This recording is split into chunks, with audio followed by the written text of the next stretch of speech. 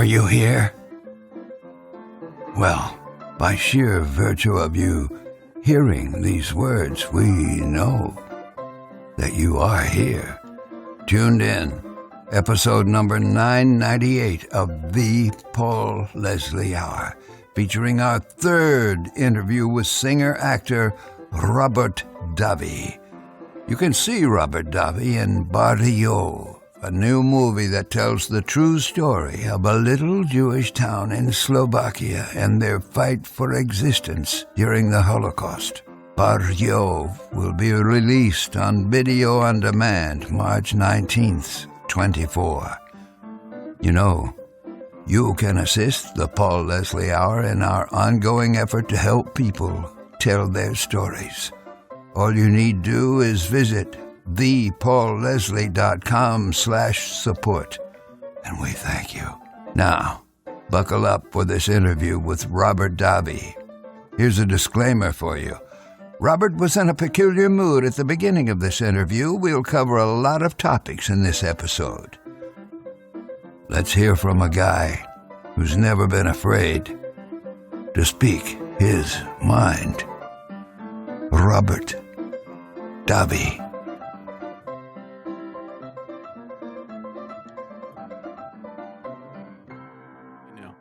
The Paul Leslie Hour. And tonight, Paul's guest, Orson Welles, Chichi Rivera, Johnny Carson, Topo Gigio, and the Flying Wallanders. The Paul Leslie Hour. Good afternoon, Paul. That mustache makes me feel to talk like this. Yeah. Well, that's a good thing. Are you there, Paul? I am. Can you see me, Paul? I can. Does it look okay? It looks good. I like the black shirt. What's wrong with it, Paul? Tell me what's wrong with it. What's Nothing. wrong with anything? You're upset, Paul. You're very upset. I see that you're in some kind of zone. Are you in the Paul Leslie zone? I am in the Paul Leslie zone. Absolutely. Yes, we never got to spend much time together the other day. Well, this is really Robert Davi. This is who he really is. You don't know. The other one is an act I put on. Well, this is the real me, Paul. This is the real Robert Davi. Yes, it is. Where has he been hiding all this time? I don't know, but somewhere between here and a hard place. Between a rock and a hard place, as they say, Paul. It's wonderful to see you. Where are you calling from?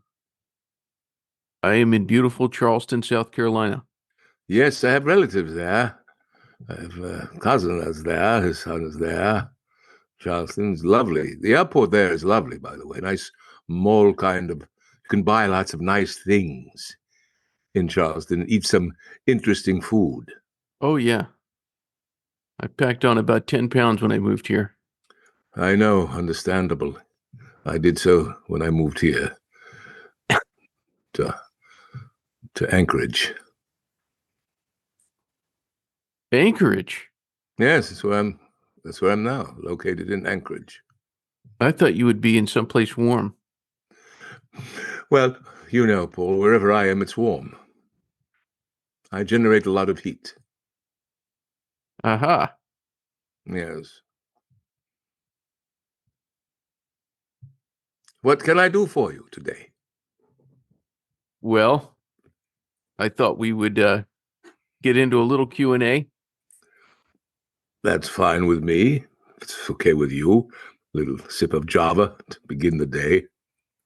Nothing wrong with that. Nothing wrong with that at all. No, it's not, Paul. It's nothing wrong with it at all. So tell me, is this disarming to you? Is it a little bit disarming? I never had anybody do it. I'll tell you that. Well, there's always a first time. Why not? Who says we can't be a little bit of Andy Kaufman on a day or two? I just don't know why I'm doing this, but I just feel like this right now. Yeah. Perhaps I'll snap back into my other alter ego at some point, but right now this seems engaging to me. For whatever reason, I hope you don't mind. I hope it's not upsetting to you. No, I'm not upset. What are you then? You're something. I'm puzzled. You're Maybe. baffled. Baffled is the word. Yes, baffled. You have to be baffled, don't you think so? Since, Dick Cavett was baffled many times with guests, if you Oh. recall. Oh, yeah, he was. It's always good to throw a curveball, see what comes of it, what engages. Go ahead, ask. What would be your best impression if you were trying to do an impression of Robert Davi? What would that be? I don't know, because Robert Davi has many facets. It's very hard to find him sometimes. And sometimes you have to dig deep, and sometimes it's right there. Anyone who really knows me knows it's very difficult to find Robert Davi. It's a deep dive, Paul, a deep dive. Anyway, don't know, he just pops in when he feels like it, knocks on the door, so to speak, and says, "Let me in," and I acquiesce, of course. You don't know what can trigger this. So this could be any day of the week. Oh, of course. Absolutely. It happens hourly. It switches off. Could be something else. Anything. Could just go into something else. I don't know what does it. You see, it is what respond to, you see. I don't know for sure what does it to me, but certain things do it. I used to like Jonathan Winters, he used to do different things. You remember Jonathan Winters there, Paul? Oh, yeah. Yeah. He was quite interesting. Wasn't he a good character? Jonathan Winters, I think. Yes, he was quite interesting, Jonathan Winters. But I think it'd be good to have. I feel like I'm being tested. No, tested. Why do you think I'm being tested? No. I just got stuck here. It's stuck. I'm even trying to come out by doing an Irish guy, and I can't come out of this character here. I don't know where he came from. I came on, put on the computer, and all of a sudden, this thing transcended into my brain, it overtook my body and psyche. And this is what we're left with, this frivolous character. I don't know who he is at all. I don't know where he comes from. Well, what makes I'm him trying frivolous? to shake him. Well, because he's being flippant, isn't he? He's being flippant here and there, a little frivolous. He's being very superficial. He's on the surface. He's not being in depth. Do you know what I mean? Perhaps because, I don't know, maybe I watched the movie. I got affected by something. Character. Someone's character. That's what must have been it. What movie did you watch? Oh, don't know. I watched the Poor Things. I did watch Poor Things. That had some kind of interesting. And I watched quite a few different films. But I don't know where this has come from. Perhaps it is the mustache. Maybe your mustache is like an antenna, and it's signaling to me something. Do you know? It's quite intricate, quite evolved, quite special. Well, we could test that. We could.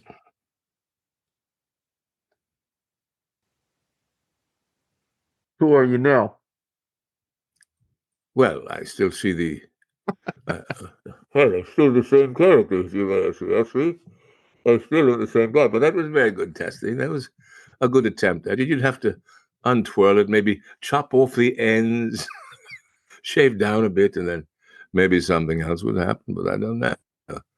Anyway. Okay. You said throw away okay. the first 20 minutes. You ready, baby? Let's go. All right. Well, that was the warm up, I guess. I don't know what it was. Well, I can tell you that it put me in the right place of mind. Did it? Why is that? I don't know. I think there's a little bit of pressure at the beginning of an interview, And then, you basically took the ball. And it was like, it's good every now and then to not have control.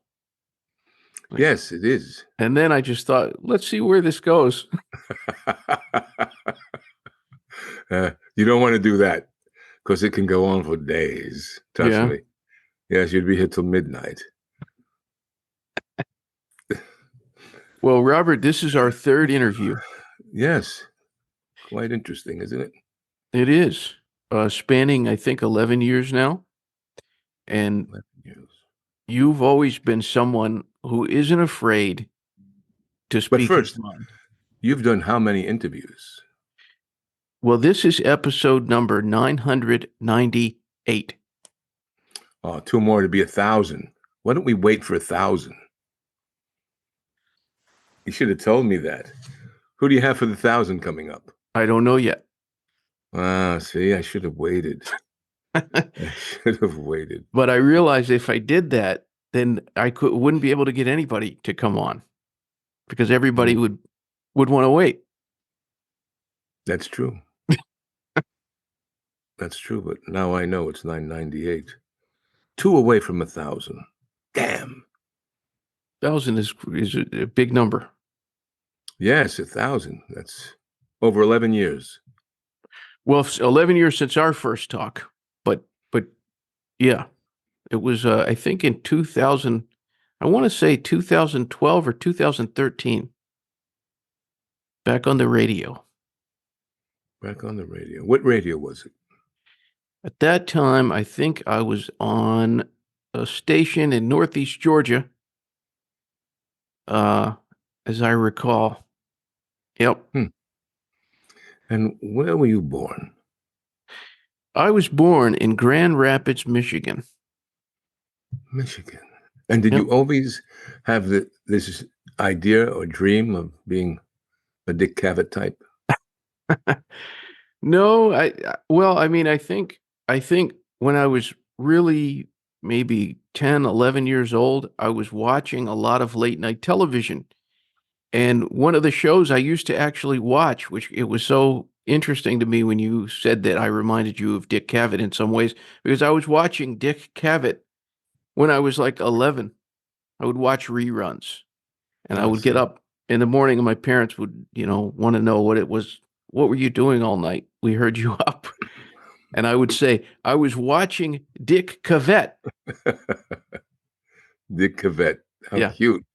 Yeah, that's what And I were would they say. happy you were watching him? Did they say, that's interesting, son? Oh, they said so. They kind of looked at each other and they would say something like, "It's Dick Cavett. It's Dick Cavett." And how did you happen upon him? That was the kind of things that they wanted to know. And what'd you say? Oh, just flipping channels. I mean, I would see different people's names, and I would, there would be a rerun of Jack Parr, and I would just like the way that name looked, and I would just think, yeah, I'm checking this guy out next. And I would stay up as late as I could. If I could see the sunlight, I thought that I won.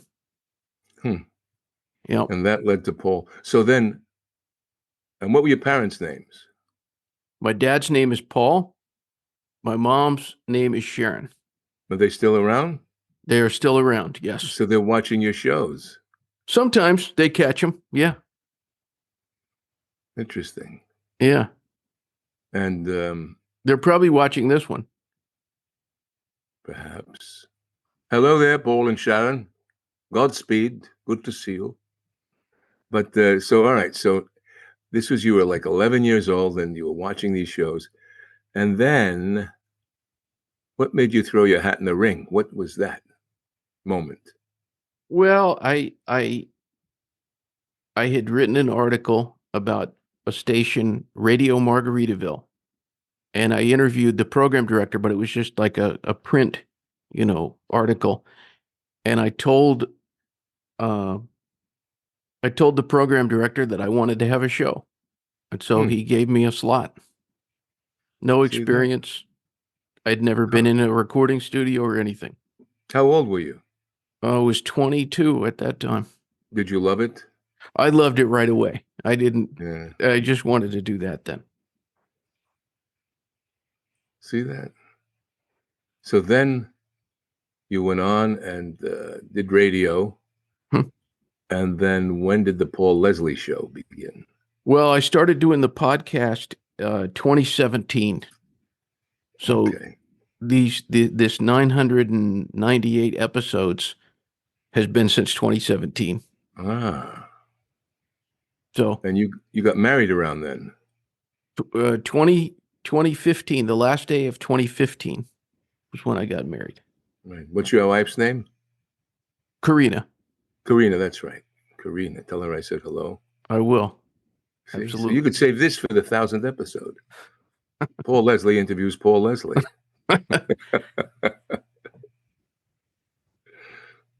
So Robert, I've wanted to know this for a long time. Go ahead. Shoot. You've always been someone who is unafraid to speak his mind. And I think that in some ways, you encourage other people to do it as well. Why do you do that? Because there's nothing worse than having your tongue stapled to your forehead and fear. Fear is what creates most of the dissonance in our lives. No matter if it's a job or if it's in school or if it's an injustice, if you don't express yourself, if you don't have the freedom to express yourself, and you feel like you're held in check, and I think I was always perhaps like this, because my father said one time, your mouth is going to get you in trouble, because I was just free-spirited in terms of what I felt or what I wanted to speak about. And I think I see a lot of people that cower and probably for smart reasons, because if they don't let people know what they think, no one can punish them for what they do think. And I felt that was cowardly and selfish. That's what I felt. I felt that I was letting money, not morality, govern my principles. And by, not speaking out against, at least from my limited knowledge of what I'm experiencing in life or have experienced. So that was just. So I encourage people to at least be able to speak, especially conservatives, people that are, because the left has demonized anyone who has a different think, the whole, and you can't have a difference of opinion. You can't say that abortion is murder. You suffer from having a different point of view. Now, I don't care what anyone else does, but to me, that's what it is. And I have a right to say that. I don't want to pretend it's not. I don't want to pretend that life in the womb is not a human being. Now, there are extenuating circumstances. Just to take the most vital error that the left uses and the right uses to create kind of this foment of division, I mean, you hear from everyone, for instance, that since Roe versus Wade was overturned, people say, well, women can't have their own bodies. They can't have, control over their own bodies, which is a bunch of women that can't get pregnant talking about pregnancy. A lot of them are. And like Joy Behar, people from The View that, get me upset sometimes with their hypocrisy. But there have been more abortions since that overturning. Did you know that? I did not know that. Yes. Previously to that, there were like 17 million abortions. And after that, there's over 20 million abortions. That's a statistic that I read, I forget where it was, and heard about, within the last month and a half. And I was shocked to hear that. And we know from Tucker Carlson's interview with Michael Benz, the cyber guy that recently went on X, a whole bunch of censorship that has been happening. And I wrote about censorship in 2009 on Breitbart, in 2010. I wrote about free speech back then, warning Hollywood and celebrities that you should have, the freedom to think and speak of what you want. So it's not like I've all of a sudden become this. I wrote about it more than 10 years ago, Yeah. almost 15 years ago. I remember you talking about the right to speak your mind and the importance of speaking your mind as far back as then. What do you say to anyone out there who's watching, who they know there's some things in their heart that need to come out of their mouth, but there's something that's blocking them. They're afraid to speak up. Yes, sure. It's a fearful thing. It's a fearful thing, but you have to. They talk about the glass ceiling. Women are going to break the glass ceiling, and this is going to break the glass ceiling. Well, you got to break the glass ceiling of speech, so it's free, so it floats out.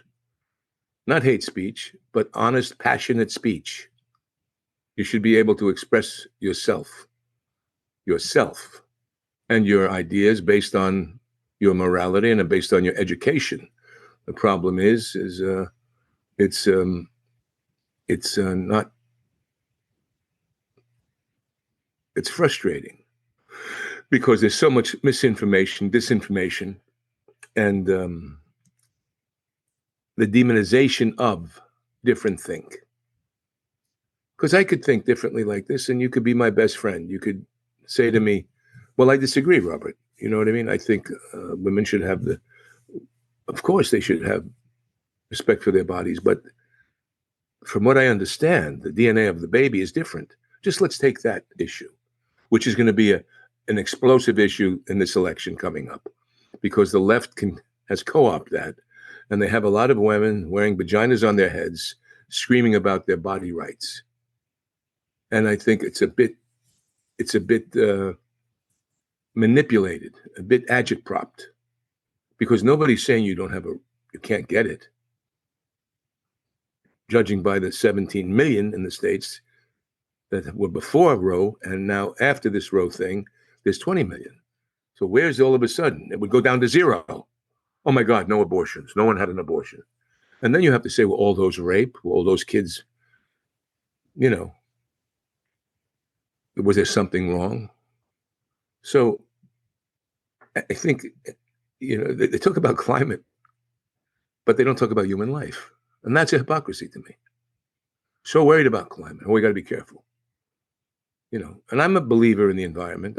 I've had, when I lived in LA, I had solar energy and I had it here. I believe if we can do something, but I think there's a lot of differences of opinions on all this stuff. And that climate thing has been going on since Strindberg, since the turn of the 19th century. August Strindberg wrote a book, or no, it was Ibsen. It was Ibsen or Strindberg? I think it was Ibsen, Enemy of the People. Did you know that? No. He wrote a play on the environment, Enemy of the People, in the 19th turn of the century. So anyway, I think we hit that subject a little bit, right? Yeah. There's something that I've heard you do this song a few times. I heard you most recently do this this last weekend, and it's a song that Frank Sinatra recorded. You've done it very, very well. It always moves me, and I don't know if you know this, but every time we have Independence Day, I look up the music video of your song, "The House I Live In." Mm-hmm. And it's kind of prompted a question that I've asked a number of people. And now I have the chance to ask you, Robert Davi, what is America to you? Mm-hmm. Well, I think the song, if you want to watch the song, it sums it up. Yeah. It's the tapestry of the people that have, for me, e pluribus unum. And as the song said, and as you said earlier, you mentioned the phrase, the right to speak my mind out. The right to speak my mind out. Now, prior to America, there was a lot of difficulty in speaking one's mind out. And it seems to be reverting. We seem to be reverting in many ways. So America is not what I see today. What I see today is a bloated aspect of what the founders had intended, although there's questions on what did they intend. But my understanding of what was intended and the idea of e pluribus unum, through many, one. What does that mean? That means you cannot let illegal immigrants come in the nation that don't want to assimilate and we don't know who they are. This will cause, like what happened in Kosovo, when you have opposing ideologies that split up the country from within. And this is the communist idea, the Marxist idea that it's happening. It's what Reagan fought against. It's what, since the 1920s, America has been infiltrated with. It's what the Hollywood left has demonized as the McCarthy era, incorrectly so. But it's a ideal of this nation where we're all free, created equal, and the meritocracy. Now, it's Reagan said the shining city on a hill, not to be flippant about it, but when you think about what in ancient Rome and Greece and what Cicero wrote about freedom and stuff, you find that we're veering away from that, and which part of the founders used some of that as the foundational aspect in the Stoics. But what we're having here is so it's a place where crime is punished. You can't go into a store and rip off $1,000 worth of stuff and get, thank you, come back tomorrow, or go to another store. I can tell you what America isn't. America shouldn't be that. It shouldn't be where police beat up on innocent people or people of color just because they want to, but at the same time, we understand the imperfectness of man. That's just not the institution per se, because you need law and order. But what the left has done is they've torn down law and order. They have destroyed law and order in this nation. They spit on it. They deceive the American people. And they use agitprop to infiltrate and excite, and that's not America. Chuck Schumer is not America. Nancy Pelosi is not America. The right to have a statue up is America. When you topple statues and you topple history, then you're dealing with Tiananmen Square and communist China and the communist Russia and all those other countries that are, autocracies. And it's unfortunate. Again, and it starts with the people, but the people being able to be civil to each other. You know that song, The House I Live In? There's many other verses to it. It was actually written by two communists. Really? Yeah.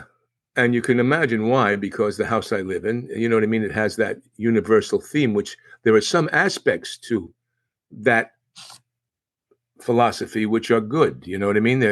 But it gets distorted. It got used a different way. But there are many verses to that song that absolutely paint a different picture. And the ones that Frank chose and those guys to do the short video back in the day, 1946, was something that was in contrast to anti-Semitism and racial bigotry. And, but the turn of the century, 1778, to get into some of the universities, you had to read Cicero and Marcus Aurelius in Latin and in Greek. Did you know that? I've heard that. Latin and in Greek. And what have we done to the educational system? What are we feeding these kids? So America's been hijacked. There's a global cabal, and that's not America. You know, as much as people want to say it, and Woodrow Wilson, and I've talked about that before, after the Federal Reserve said, "I have unwittingly ruined my nation." After the Federal Reserve was instituted, I have unwittingly ruined my nation because we were a nation of individuals, of and I don't know. It's a complex question. That's not an easy question because it's what is America to me, and different people could have different responses to that. But it's not what I see today. It's Yeah. not what I see. I see the right to speak my mind out. Absolutely. That's one of the things when I do that, and I absolutely say it's the people. But it's and it's that whole thing, the neighborhoods, your workers, the work is by my side, he says in the song. And that little town or village where my people lived and died. So it's but especially the people. And the people have been distorted. And when you have, like I say, it should be such a deep frustration to see what's happening at the borders and what President Biden overturning. And look at how the media lied about everything. Trump closed the border. They're saying, no, Trump, they can lie to you right in your face. That's another question. But I mean, that's another issue. But that's, to me, un-American. It's un-American what these politicians are doing. They become the Politburo. They have become the commissars of the 21st century. Yeah. They work for us. You want to see what America is? Watch a Frank Capra film. Watch Meet John Doe. That's America. Watch Mr. Smith Goes to Washington. That's America. Watch State of the Union. That's America. With all its imperfections, Frank Capra hit it better than anyone on those films. And there's another one that he did, the Meet John Doe, Mr. Smith Goes to Washington, State of the Union, and there's one more. There's one more in that valley of films that is just, it'll come to me. But watch these 4 films of Frank Capra, a Sicilian immigrant who should be more revered than he is. He was one of the first heads of the Academy Awards. There should be a Frank Capra Award at the Academy Awards. But because he was very pro-American, he's been put aside a little bit, again, to distort into this global cabal that we're moving toward, which I don't think is right. I like countries that have a national identity. I like France to be France, Italy to be Italy. I think we can all be united in our humanity, but keep our cultures, keep the distinct cultures in our different histories. Anyway, what was the other one? Meet John Doe. Mr. Smith. Why can't I think of it? Was with John Doe. I'll have to figure it out. I'll find it in 1 second. Go ahead, next. I'm hoping you can tell us about this movie. It's going to be coming on video on demand next month, March 2024. Yes. Bardejov. No, March 19th. March 19th. March Yes. 19th. Did you say that? I said March 2024. But yeah, to be more specific, March 19th. Yeah. What was it about this story that captured you? Well, first off, I had done several movies with my dear friend Danny A. Akabazer. And we've worked together as actors, worked together as director and actor. And he's just an amazing... Mr. Deeds Goes to Town. And it happened one night. Those are the other ones that kind of round out America.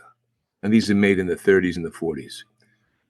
So we have a great working relationship. And he called me and he says, hey, I have this new script I'm doing. I'm going to send it to you. Tell me what you think. And he sent it to me and I fell in love with the story. It's a true story. He told me about this 1942 in Bardejov, which is a town in Slovakia. And he told me of a man called Emil Fish. And he was 9 years old, the man, when this town happened and when this incident happened. And he left the town. He was a Holocaust survivor. And he made a neder, a promise in the Jewish religion to rebuild the town in remembrance of the people that died and lived in his town, where there are no Jews there anymore. And he rebuilt the town in 2005 and has been rebuilding it continually. It's become a historical site by the UN and stuff. So I read the script, which is very moving, and the character that popped out for me was this character, Raful Rudolph Lowy, who was the head of the Jewish Council of Bardejov. And I then researched, and Emil gave me certain books that he had developed about the subject, and different books about the Holocaust and similar ideas. And it was just it just resonated deeply in me. And I said, all right, let's do this. So I went to Tel Aviv and Slovakia to film. Oh, wow. I bet that was an experience. Oh, yeah. This was back in early June, end of May, June. And then October 7th happens. Now, I had been in Israel before. I did a film called The Engineer about Asaf, the first suicide bomber, 1996, 94, around then. But I mean, that's on Netflix right now. I play a little cameo. I play a senator, U.S. senator, whose daughter is killed in the bus that's blown up. And but I'd been to Israel for the first time for Danny's wedding, and then I went back for that film, The Engineer, and then third time for here. And I'd been to Jerusalem and the Wall and the Mount Olive and Church of the Holy Sepulchre, and all the sites there. And the Holocaust, I've known for years because of David Horowitz. David Horowitz is a conservative thinker. He was a communist. His family were communists. He wrote a book in the 1970s called Radical Son, which showed his transition from being a communist to a conservative, and why and wherefore, being on the inside of what was happening. And he was kind of a political mentor of mine.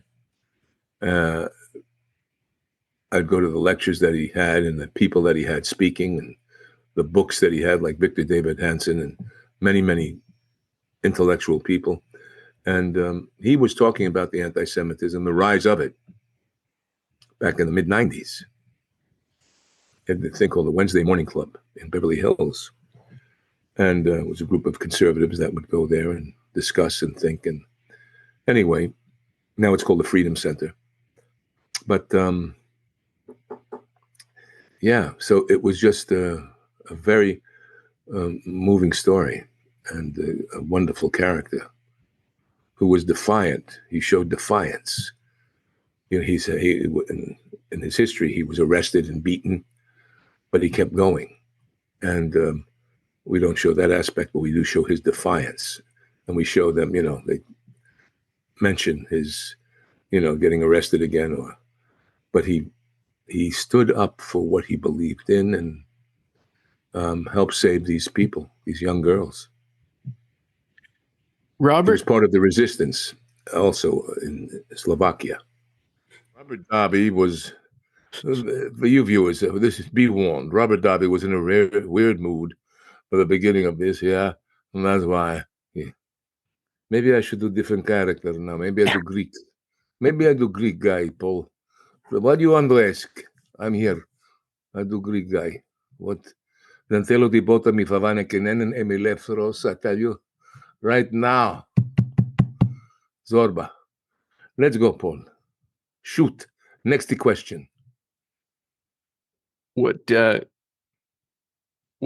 Greek island do you recommend? Oh, there's different islands to go to. I spent time in Skiathos, Mykonos, Crete, There's another island. I forget the name of it, but I forget the name. Very exclusive island. I forget the name of it. But Skiathos is not island, but it's up northern Aegean. Very good. Very good place. Beautiful. Across from Cyprus. Should go. Go, Paul.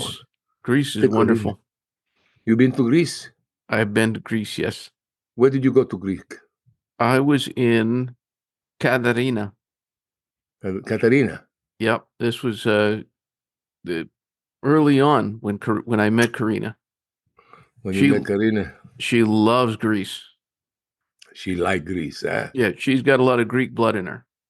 That is why. Kalataburiko, Uzo. Huh? I tell you, it's good. But the next question. If somebody goes to see this movie, Bardejov, what is it that you hope the viewer gets from that experience? What do you hope they take away from it? Well, I hope, first off, when I grew up, there were Holocaust remembrances in movies and in this late 50s, 60s, 70s. And then it started tapering away until finally people say, well, the Holocaust never existed. Until you have today, that kind of sentiment being put out there quite a bit. So, and I remember seeing those remembrances in some of the films dealing with it. Very powerful. And then even in the current time, Spielberg, Schindler's List, you had. And we filmed, of course, before October 7th. And I hope people will watch the film and realize how quickly a society can be overcome, and through some kind of mass hypnosis, demonize another group of people, whether they be, I played a Palestinian in a movie in 1988. So I've done both. And it's to be able to just try to understand each other. I was in Jordan in 1994. I did a film with Blake Edwards called Son of Pink Panther. We filmed in the south of France, and then we filmed for a few weeks in Jordan. I was in Amman and then Petra, which is a beautiful area, Petra. First Nabatean city, pink stone. And people had seen that I had done Terrorist on Trial, the Palestinian courtroom drama. And I spoke to King Hussein's sister, who came to me and said, would I teach an acting class? I said, yes. I said, what would you, can you put $50 million in the bank? This is 1994. Can you put $50 million in the bank? Well, not for me. I said, what about a school? We start a school here in Amman. A school, and then I'll get other actors and directors and cinematographers and screenwriters and some technicians. And we start a school. Now, that'll cost a little portion of the money. I says, but the majority will be put into a film fund for the students with the best screenplays to tell their stories. So they have a way of telling their stories that everyone, a little judging council, can say. And, the story it cost $100,000, it could cost $250,000, but you have a school now with people creating art, with Jews and Arabs working side by side for the arts. 1994, I said this. I said, that would do much more than all the money is spent on bullets. And very interesting, they said. But of course, and it didn't make any sense to me. Why? Why not? so much money in that region. Now I'm seeing Saudi Arabia is doing stuff, wanting to have the arts come to them. And I understand that. But why? Why? And anyway, so this movie is a reminder of the terror that the people had to feel during the 1940s, 1930s, and 1940s. That seems to be rearing its ugly head again, and that it could be anyone. And if you look at the movie Dr. Zhivago, it's a reminder of what the Bolsheviks went through and what they did, and it's happening here in America, confiscating land. You'll own nothing and you'll be happy. Confiscating guns. So films can educate and remind people. And this also inspires, because it's the message of it is to pull together and not be fearful. And that's what we do in Bardejov. And where will people be able to watch this? It's on demand. It'll be on what platforms? I don't know the varying platforms. I'll tell you when they tell me, but I know March 19th in varying platforms. Okay. Very good. I'll very much be looking forward to watching this one. Yeah. Yeah, it's very, very powerful, very good. The audiences that have been seeing it are responding to it, nicely. And it's probably the best character I played for a long time. Exciting. What can you tell us? Can you give us a tidbit about this guy, Danny A? Danny A is a great guy, full of energy. I met him on the film The Iceman. That was my first recollection of him. And we were both actors in it. And we became friends. And then he was producing a film called Club Life. And he had done something prior to that he worked on, that he did. But it was his story, Club Life, because he was really in New York City, the Club Life. He was one of the major guys in that world. And so meeting him, I met this whole world and wound up playing in this movie Club Life. And then we did another film, and then another film, and then another film, and then I Love Us, and then another film, and then up to here. So he's directing, he's acting, he's raising the funds. He's a force of nature. He's a great guy, very loyal to people, and very very quick, and a great friend and a terrific director. He did a great job with this film, and he does things, without waste. He's not wasteful. You know what I'm saying? He's not overindulgent. He understands the economy of a film and how you can make films for a price and sell them in the marketplace and get your return and then move on to the next one, Might be a little fast for me because he already directed another film since Bardejov, and we're not out yet, But that's his passions. He sees something, strikes, and goes. I want to turn to music for just a bit. I've had the privilege of listening to a couple of recordings that are not publicly available, and I very much enjoyed listening to them. Can we expect at some point a second Robert Davi record? Oh, yeah. It's called I'm Not Anyone. And it'll be out sometime in the next 5 to 6 months, I would hope. Oh, really? I just have to get back to LA to do a couple of more songs, and it's done. I have most of it's finished. And then putting all the accoutrements around it. Excellent. Yes. I'm looking forward to that. Thanks. I can't resist asking this. Full disclosure to everybody out there, where you and I first met in person was at Mar-a-Lago. And that night I was thinking there are some similarities of Donald Trump and Frank Sinatra. Is there any that you can make in your mind? Well, the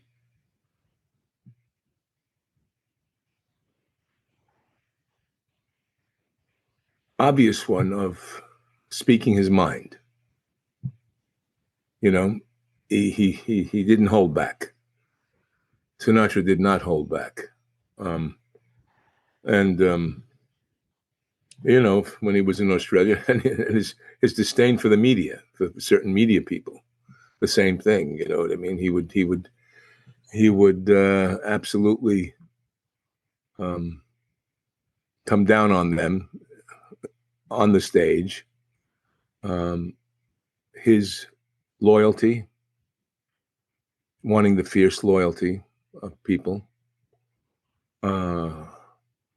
the command that he has when he comes in. You know, he has that without having to sing. Trump shows up, and it's, you know, it's like a Sinatra event. It does have that vibe to it. And I think they both love America. Now, Sinatra was, his mother, Dolly, was a staunch Democrat, and she ran several precincts in the Democratic Party, and there was huge Roosevelt fans, and then Kennedy fans, and then they made a transition. Sinatra made a transition over to conservative, and supported Nixon and Reagan and then Bush. I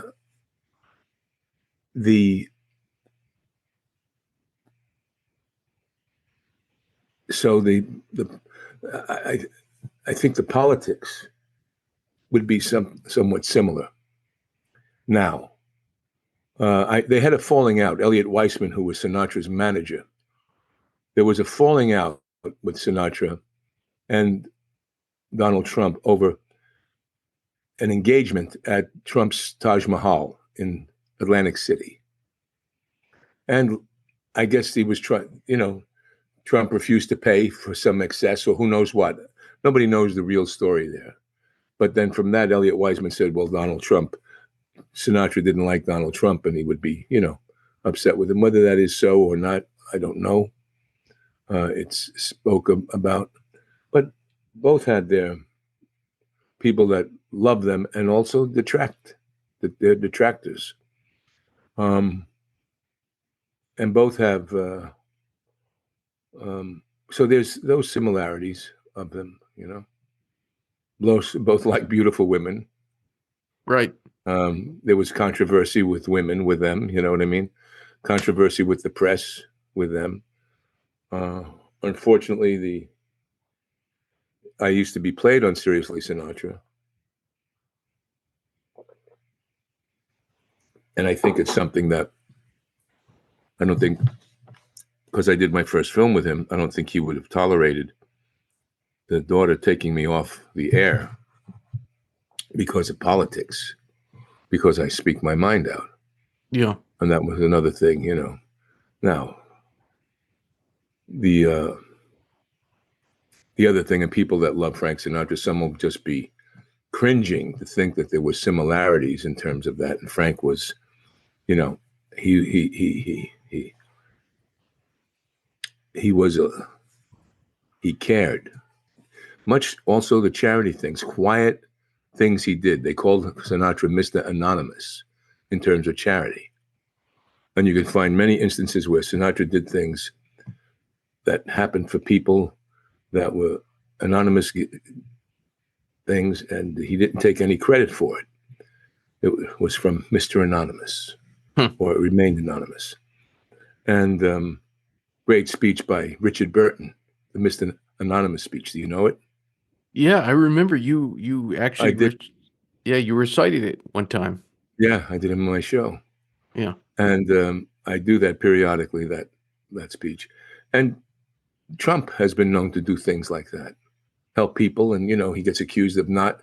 So there's a quite, you know, a bigger than life personality always has a certain kind of, you know, complexity. And but I think that you know, that's where there is a similarity. There is a certain kind of, you can't, it'd be a lie to deny it. If I had to say, what does Sinatra have more in common with Joe Biden or Donald Trump? I would say Donald Trump. Yeah. Donald Trump or Barack Obama? Donald Trump. Bill Clinton or Donald Trump? Donald Trump. Bush 1, Bush 2, Donald Trump. So there was just so there is you can argue your political point of view and your personal point of view for whatever reason, but that's just my assessment. One of the songs that you recorded, I always think is I don't know, it's one of the most optimistic songs ever. Frank Sinatra made it famous. The best is yet to come. And in fact, you sang that song just a few days ago on stage. What do you think about that? How do you feel about what is yet to come? Well, song is also on my album, Davi Sings Sinatra, as you know. It's I know who wrote it. Was it Adolph? No, it was Betty Compton and no, maybe who was it? Best is yet to come. Carolyn Lee, the head start. You got it? Carolyn Lee and who else? Lyrics by Carolyn Lee, composed by Cy Coleman. Cy Coleman. Son of a itch. Cy Coleman and Carolyn Lee. Yeah. So the best is yet to come. Well, hopefully, if Trump gets elected. If he's not elected, I'm fear for this country. My own 2 cents, folks. Yeah. Agree or disagree. That's my assessment from what I've seen, because 20 million people, 18 to 20 million illegal immigrants have come into the country. They're taking care of them better than they're taking care of our veterans and our homeless in America and people that need it in America. And the wasted money on senseless wars and wars that can be negotiated, but they refuse not to. As Eisenhower said, beware the military-industrial complex. And now, as Mike Benz says on Tucker Carlson and on the Epoch Times interview, you should watch these interviews by this gentleman. Maybe you should interview him, Mike Benz, Cyber. There's a lot of manipulation going on, a lot. And I don't even want to get into the 2020 election, but judging from what he was saying and what he's done and the deep dive he's done on what's happened, it's frightening. So, and that was the reason why the assassination of Donald Trump. And what I mean by assassination, it's like he's being stabbed from the front and the back. And that happened the day he's not a perfect person. No one is. But can you deny? Do you have to deny his? And now Pelosi's starting the drum again that Putin has something on him. They want to start that shitting again. Putin has something on him.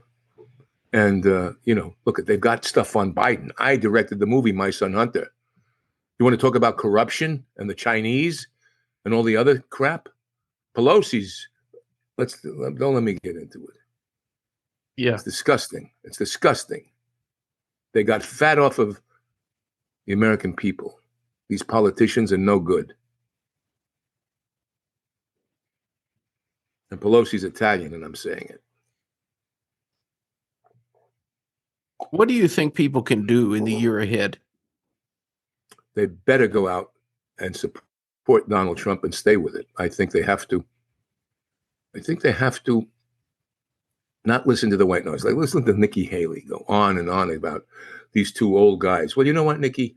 They said the same thing about Ronald Reagan. I said that in a rant recently. They said the same thing. And she wants the bobblehead because he may have said the word wrong or said, we all do. I don't care if you're 20 or you're 90. You're going to mix up your words sometimes. I've seen young people do it. I've seen people at the top of the thing and they're talking and they're rolling and they may have. And so don't make that a big issue. Is there a difference between Biden and Trump? Absolutely. Biden is at the end of his powers. Trump still has his. But Biden is a 50-year politician that's very clever. And when you're a boxer for 50 years, you still know how to throw a jab. You still know how to throw a hook. You may not be able to take the punches you could, so they protect them from the punches. But they got the media to do that, you see. The media is throwing the hard work to the American people and keeping us at bay and off balance. The media is doing that so he can come in and whisper and do his little thing, and the old ladies sitting down at the Buick and say, oh, or they could say no, they don't want Biden, or now they want Gavin Newsom, as Bill Maher talked about Gavin Newsom, who's made a disaster of California.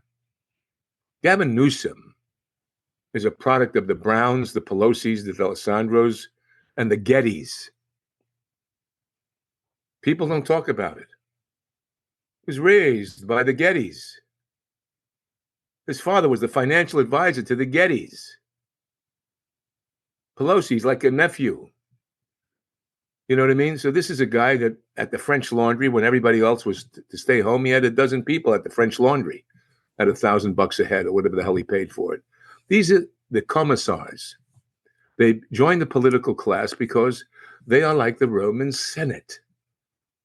They should be wearing togas, not suits. Put them in togas because they have usurped the American people. They have usurped their job. They're seditious. They're traitors. They work for you.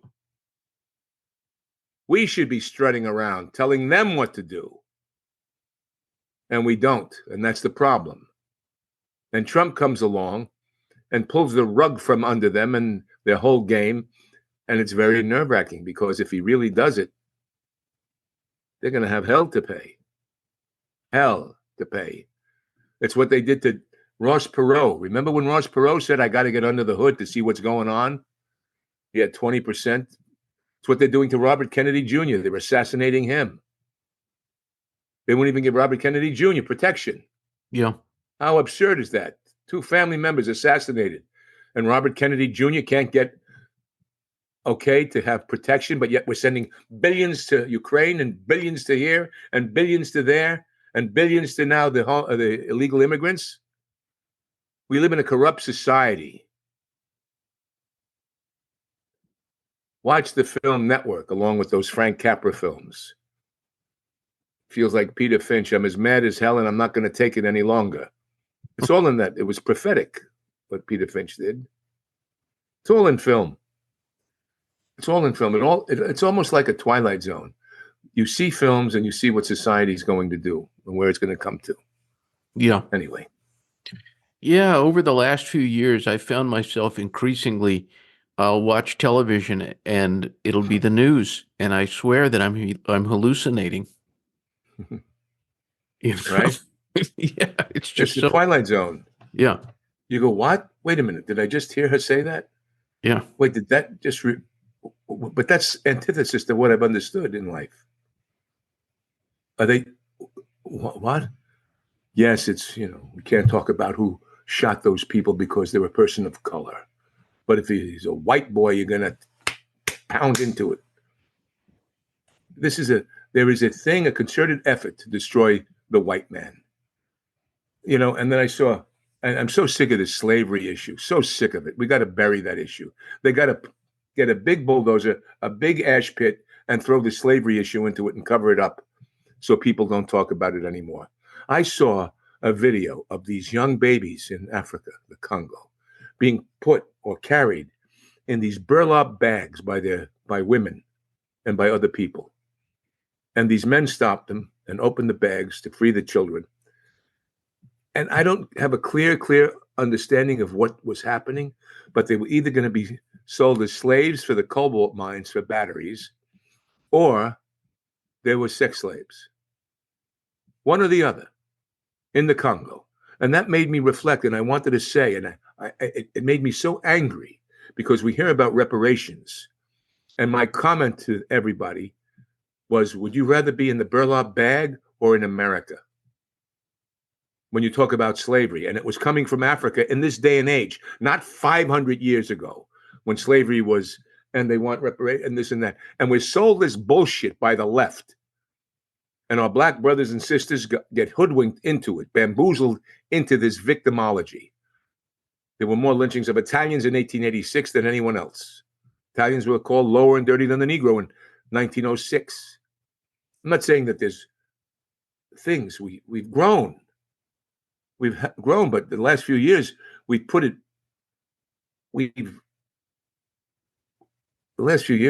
broken the bottle. The last few years they've been absolutely on purpose splitting us apart and creating this division. And we have a bunch of Marxists that we know the BLM movement was Marxist. We know the leaders at the top got rich. I mean, how much bullshit can the people put up with without finally saying enough? Tell the truth. And we have these media people.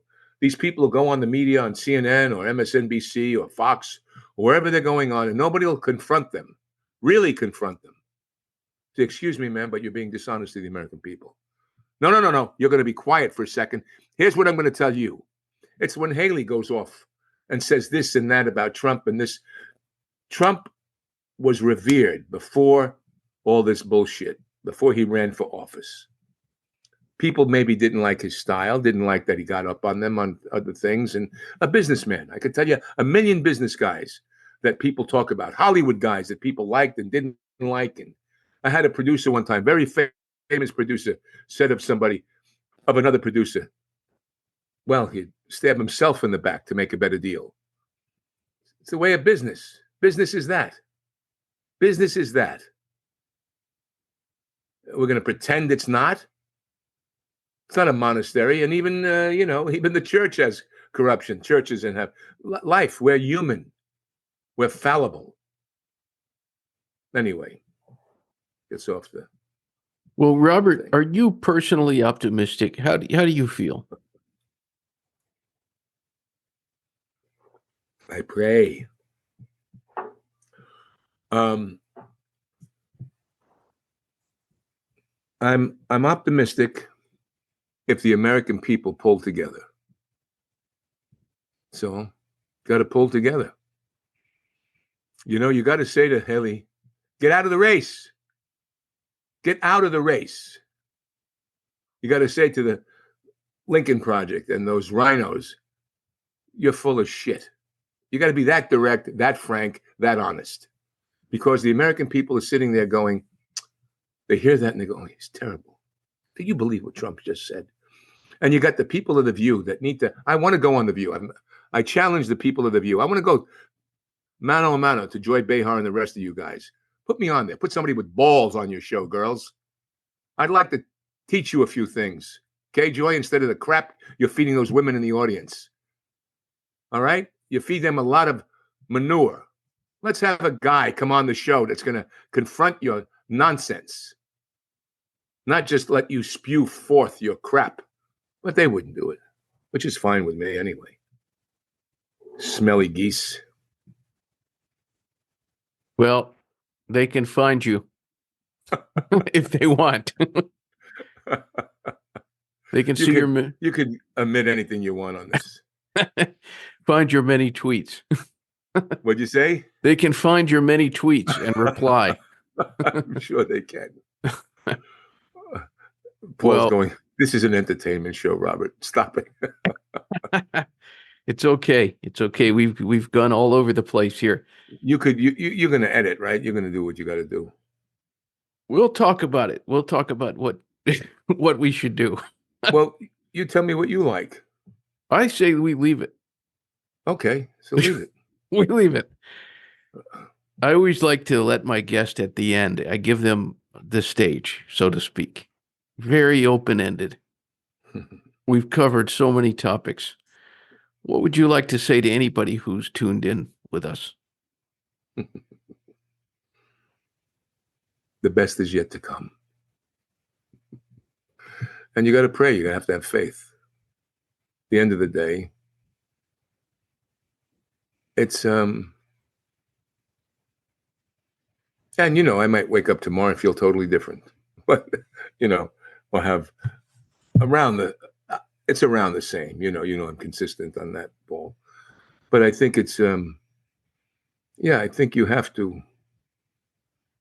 need courage in life, and you have to be, you have to be positive, but positive in a way that is aware. I'm not going to be positive and pretend. A lot of guys stick their heads in the sand and they don't want to ruffle feathers and stuff like that. I like ruffle feathers. Ruffle the feathers. Why not? Why can't we ruffle feathers? Do we have to lie to the people? Things you see. Oh, I didn't see that. Really? You know, I have friends of mine, like I said, in Hollywood that revered Trump at the beginning. You know, back in the day. And I won't imitate them. But, and it's not all about that. It's about our country. It's about our country. And can that many people, do you really think there was no impropriety in the election? Do you really believe that in your soul? Would you sacrifice your first child or second child and say it was absolutely clean? I don't think so. And that's at the end of the day what we have to ask ourselves. At the end of the day, you have to be honest with yourself. You have to be honest with yourself. You can't bamboozle yourself. You can bamboozle the people. Bamboozle the people. But not yourself, because at the end of the day, you wind up facing the great judgment. And you have to say at that moment, I am sorry. I beg forgiveness. No matter who you are. I've done things that I beg forgiveness. My outspokenness is sometimes not the most polite. So I understand that. That's my sin. But I'd rather have that outspokenness than be quiet and a liar and a deceiver. That's what the worst is. Deception. Joe Biden, bit of a deceiver. You know, Nancy Pelosi, when she ripped up the speech of Donald Trump, never done before. Here's a guy that wanted to get along with everybody. Trump wants to be loved. At the end of the day, he wants to be loved. He wanted to be loved. He was like that in New York, like a big kid that wants love. There's nothing wrong with that. And he'll do his best for that. And he cared about people. You could see it. You could see that he cares about people. You can't hold 20,000, 10,000 people in the palm of your hand and not have some kind of authenticity. You can bamboozle people and have a few thousand, but you can't, and most politicians are just way off. They don't know how to communicate to the heart of the people. The GOP is dead. They're deadbeats. They don't understand culture. Shame. That's why they've lost the youth. That's why they've lost, the left knows how to, anyway. Best is yet to come, but we've got to work for it. Enough. Basta. Well, Robert Davi, a pleasure to talk to you once more. This is one for the books. Who knows? The books. We may get censored. Who knows? We'll see on this one. Well, anyway, Paul, it's always great to spend time with you and this is the talk we should have had the other night. We should have. Over a drink, you know what I mean? When we met. Yeah. So that's what this was to me. We didn't get to talk, and rather than an interview. Yeah. I mean, I could do that. You see, I think that it's another thing that you have to realize that it's just, I could do the Dick Cavett, Marlon Brando interview.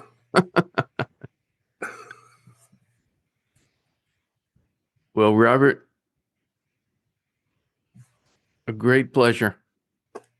Paulie, God bless you, my friend. God bless you. Gift you in my love, and God bless you and Godspeed, and get to that 1,000th interview. I will. God willing. God willing. All right. All right. Have a great evening. You too. All I'm right. tired now. Bye. Bye. We thank you and appreciate you dropping in for the Paul Leslie Hour today.